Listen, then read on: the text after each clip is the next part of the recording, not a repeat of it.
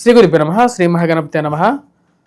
రాబోతున్నటువంటి అక్టోబర్ 19 నుండి డిసెంబర్ 5వ తారీఖు వరకు గురువు అతిచార స్థితిలోకి ఆల్రెడీ గురు అతిచార స్థితిలోనే ఉన్నాడు ఈ యొక్క సంవత్సరంలోనే. అందుకనే మనం చూస్తున్నటువంటి ప్రకృతి వైపరీత్యాలు కానీ లేకుండా ఉంటే జరుగుతున్నటువంటి స్థితి కానీ రాబోతున్నటువంటి అక్టోబర్ 19వ తారీఖు నుండి డిసెంబర్ 5వ తారీఖు వరకు గురువు యొక్క మార్పు అనేది జరుగుతున్నది. గురువు అతిచార స్థితిలోకి అంటే 0.04 డిగ్రీస్ నుంచి తన యొక్క మార్పు అనేది 0.20కి మారాడు. ఆల్రెడీ 0.20లో నడుస్తున్నాడు. అంటే మిథునంలో ఉన్నటువంటి గురువు అలాగే 0.20 0.21 అట్లా ఫాస్ట్గా వెళ్తూ తర్వాత కొంచెం స్లో డౌన్ అవుతూ తన యొక్క మార్పు అనేది గతి అనేది మారుతున్నది. అంటే మిథునంలో నుంచి మారుతూ కర్కాటకంలోకి వెళ్తున్నాడు. కర్కాటకంలో ఉచ్చ స్థానంలోకి వెళ్తున్నాడు. మీరు నా యొక్క యూట్యూబ్ ఛానల్ ఫాలో అవుతున్నట్లయితే వంగర ఆస్ట్రోలో నేను చెప్పాను ఆల్రెడీ మీకు ఇక గతి అనేది ఎలా మారబోతున్నది. ఈ యొక్క సంవత్సరం నుంచి గురువు అతిచార స్థితిలో ఉండబోతున్నాడు. ఇక గురువు అతిచార స్థితి 8 సంవత్సరాల పాటు గురువు అతిచార స్థితిలో ఉంటున్నాడు అన్నమాట.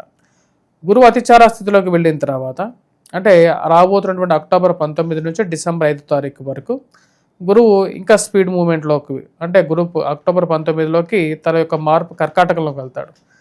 డిసెంబర్ 5వ తారీఖు వరకు కర్కాటకంలో ఉంటాడు. డిసెంబర్ 5వ తారీఖు నుంచి మళ్ళీ వక్రగతిలో మళ్ళీ రెట్రోగ్రేడ్ మూమెంట్లో వక్రగతిలోకి మారి తిరిగి మళ్ళీ తన యొక్క స్థితి వచ్చేటప్పటికి మిథునంలోకి మళ్ళీ తిరిగి రావడం జరుగుతుంది అన్నమాట. ఇటువంటి గ్రహస్థితి రాబోతున్నటువంటి రోజులు ఎలా ఉంటుంది అనేది చూద్దాం. యాక్చువల్గా వక్రగతిలో వచ్చినప్పటికీ రెట్రోగ్రేడ్ మూమెంట్ అంటారు. మనకు గ్రహాల్లో వచ్చేటప్పటికి చారస్థితి అతిచార స్థితి అనేది ఉంటుంది.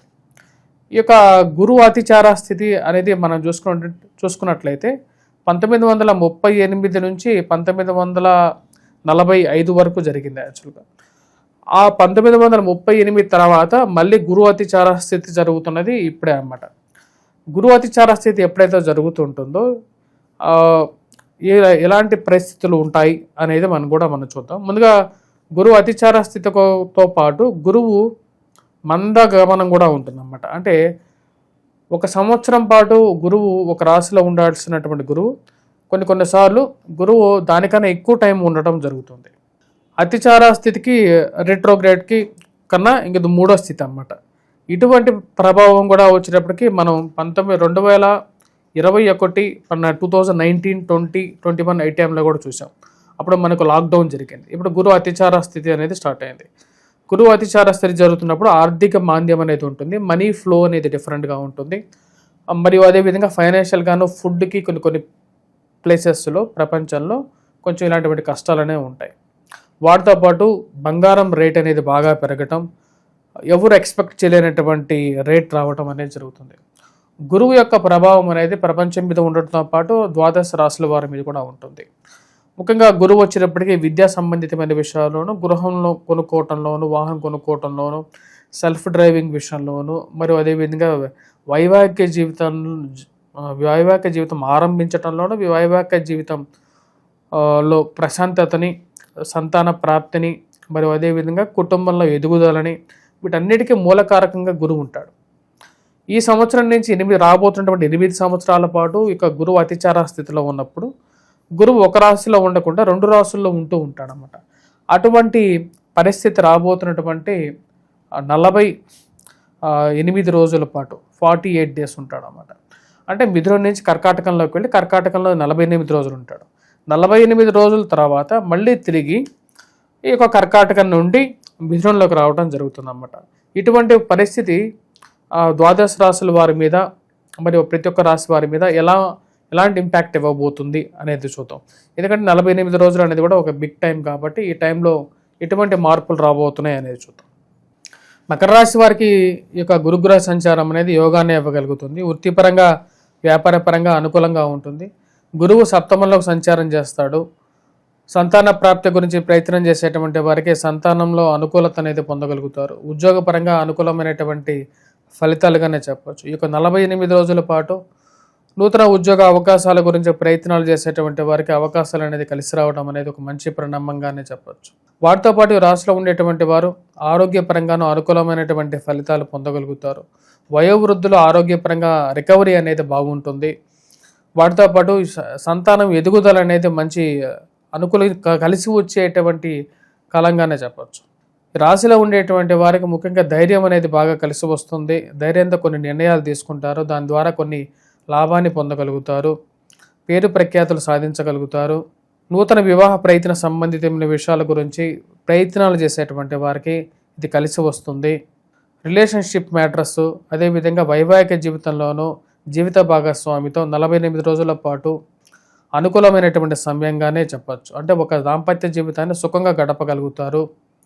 మరియు అదేవిధంగా జీవిత భాగస్వామితో అనుకూలమైనటువంటి కొన్ని సంఘటనలు, అనుకూలమైనటువంటి జీవితాన్ని తన ద్వారా కొంచెం లాభాన్ని కూడా పొందడానికి అవకాశం అనేది గోచరిస్తున్నది. సప్తమంలోకి గురుగ్రహ సంచారం అనేది యోగాన్ని ఇవ్వగలుగుతుంది. సుఖమైనటువంటి వైవాహిక జీవితం, ప్రశాంతమైనటువంటి జీవితం ద్వారా కొన్ని అనుకున్నటువంటి కొన్ని కార్యాలు సుసంపూర్ణంగా కంప్లీట్ చేయటం అనేది నిజమైనటువంటి సంతృప్తినిచ్చేటువంటి విధంగా ఉంటుంది. రాశిలో ఉండేటువంటి వారు వృత్తిపరంగా, వ్యాపారపరంగా అనుకూలంగా ఉంటుంది.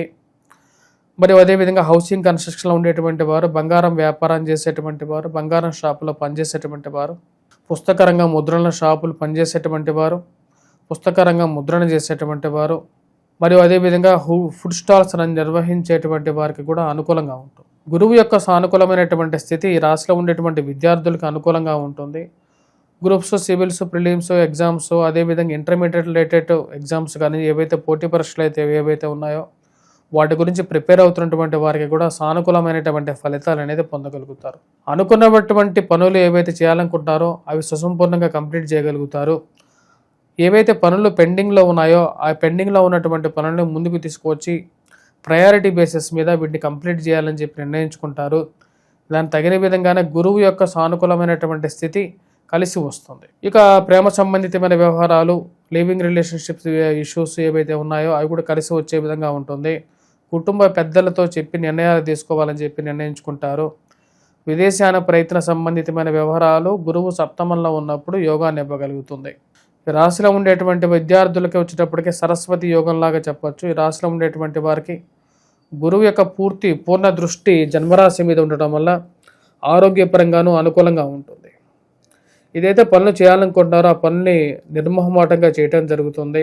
మరియు అదేవిధంగా బంధువులు, స్నేహితులు యొక్క ససంపూర్ణమైనటువంటి సపోర్ట్ అనేది ఒక విధంగా కలిసి రావటం అనేది ఒక మంచి పరిణామంగానే చెప్పచ్చు. ఆర్థికంగా ఎదగడానికి ఉద్యోగపరంగా మార్పు చేర్పుల్లో కొత్త నిర్ణయాలు తీసుకుంటారు. అవి కలిసి వచ్చే విధంగా కూడా ఉంటుంది. ఈ రాశిలో ఉండేటువంటి వారికి గురువు యొక్క సంచారం అనేది ఏదైతే 48 రోజుల పాటు జరుగుతుందో అది యోగాన్ని ఇవ్వగలుగుతుంది. రావలసినటువంటి డబ్బు సరైనటువంటి సమయంలో కలిసి రావటం, కుటుంబంలో ఒకరికి మళ్ళీ ఉద్యోగ ప్రాప్తి కలగటం, కుటుంబం ఆర్థికంగా నిలదొక్కుకోవటం అనేది నిజమైనటువంటి ప్రతిఫలంగానే చెప్పచ్చు. రాశిలో ఉండేటువంటి వారు మరిన్ని సానుకూలమైనటువంటి ఫలితాల కోసం గురువు యొక్క సానుకూలమైనటువంటి ఫలితాల కోసం ముఖ్యంగా వచ్చినప్పుడు గురుగ్రహ మంత్రజపం చేయటం, మరియు అదేవిధంగా దక్షిణామూర్తి శ్లోకాన్ని పఠించడం, మేధా దక్షిణామూర్తి శ్లోకంతో పాటు దత్తాత్రేయ స్వామి ఆరాధన అనేది కూడా చేయండి. స్వస్తి.